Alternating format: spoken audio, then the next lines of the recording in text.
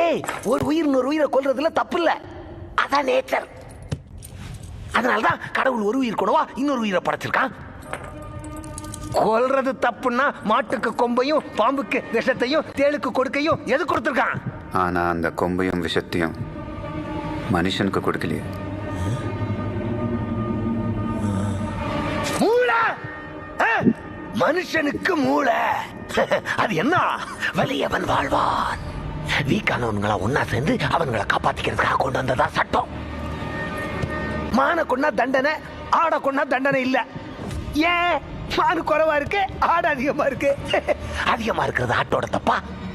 இந்த உலகத்துல ஆடை விட அதிகமா மனுஷங்க இருக்கானுங்க. அவன்களை கொண்டா என்ன தப்பு?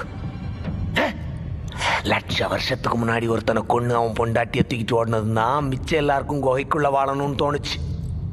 குகைக்குள்ள போய் பிடிச்சதும் கதவை செஞ்சானுங்க, கதவை உடைச்சதும் பூட்டு போட்டானுங்க, பூட்டை உடைச்சதும் அதுக்கு மாறி மாறி ஆளுங்க காவலுக்கு இருந்தானுங்க.